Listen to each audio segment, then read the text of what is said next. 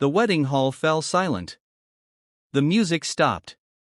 And all eyes turned toward the small boy at the door, barefoot, trembling, holding a newborn baby wrapped in an old blue blanket. "Please, please don't send me away," he cried. "I just need to find the woman who promised she'd never leave me." The bride's smile froze. Her bouquet slipped from her hands. Because in that moment, she realized the boy was calling her name. The guests at the wedding had been laughing moments ago. The hall was filled with lights, music, and the sweet smell of flowers. The bride, Sophia, looked radiant in her white gown. She had finally found peace after years of struggle. Today was supposed to be her new beginning. But that peace shattered when the 9-year-old boy appeared at the entrance.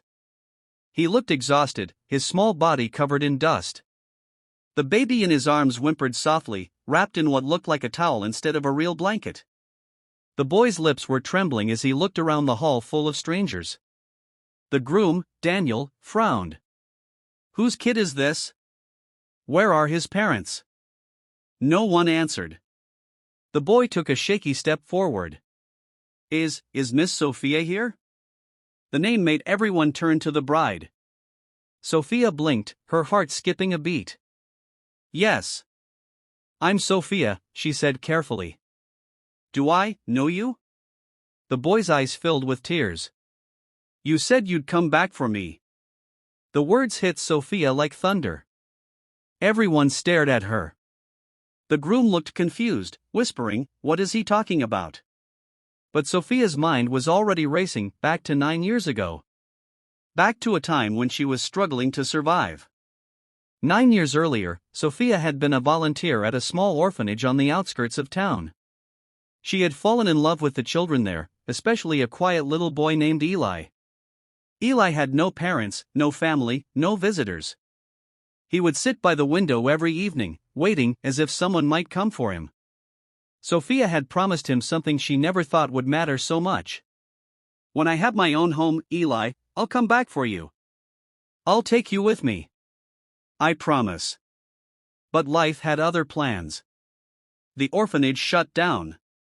Sophia moved to the city, lost her job, fought depression, and struggled just to stay alive.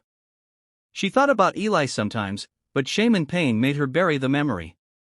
Until now. And now. Eli was standing in front of her, 9 years old, holding a newborn baby. Sophia stumbled forward, tears welling up. "Eli? It's really you?" He nodded. "They said you were gone. But I found this letter you wrote me. It said you'd come for me. So I came for you, because she needs you now." Sophia's eyes widened. "She?" Eli looked down at the baby. "My baby sister." The crowd gasped. Daniel took a step forward. "Wait, how can you? Who's this baby?" Eli looked at him with eyes too old for his age. "Her name is Lily. Mama said before she died, find Miss Sophia. She'll take care of you. So, here I am." The hall fell into stunned silence. Sophia's hand flew to her mouth. The baby. The mother. It couldn't be. Who was your mother?" Sophia whispered. Eli swallowed. "Her name was Grace." Sophia's knees went weak. Grace was her younger sister, who had disappeared years ago after running away from home. No one had known what happened to her. Now, standing before her, was Grace's son and newborn daughter. The realization hit like lightning. She hadn't just lost track of Eli. She had lost her own family. The wedding guests whispered in disbelief. The groom, Daniel, looked between Sophia and the boy, unsure what to do. Sophia knelt in front of Eli, her tears falling freely now. "Eli, you're my nephew. And this little one, she's my niece." Eli's lip quivered. "Then, you're really my family?" "Yes, sweetheart," she said, her voice breaking. "I'm so sorry I wasn't there." Daniel hesitated, watching Sophia cradle the baby. The priest stepped closer and whispered, "Should we pause the ceremony?" Sophia stood up, her gown brushing the floor, her heart torn between two worlds, the one she had built, and the one she had lost. Daniel took her hand gently. "You don't have to explain now. Let's take them home. We'll figure it out together." But Sophia shook her head. "No, Daniel.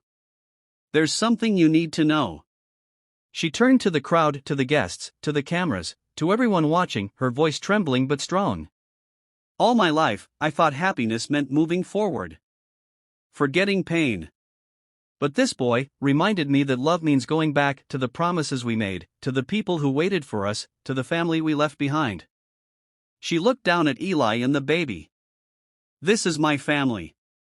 And I can't take another step into a new life if I abandon them again." Daniel's eyes softened. He looked at the baby, then at Sophia. "Then they'll be our family too." The hall erupted in tears. Even the priest's voice trembled as he said, "Then let this union begin not just between two people, but a family reborn." Sophia held Eli close as the baby slept peacefully in her arms. The music started again, softer this time. A new song, a new chapter. Direct hit ending, the emotional resolution. Weeks later, Sophia and Daniel officially adopted Eli and baby Lily. The story spread across town about a boy who walked barefoot into a wedding and changed lives forever. A reporter once asked Eli, "Why did you go to her wedding that day?" He smiled shyly and said, "Because Mama told me angels don't always have wings. Sometimes, they wear wedding dresses." And that day, everyone who heard his words knew love had found its way home.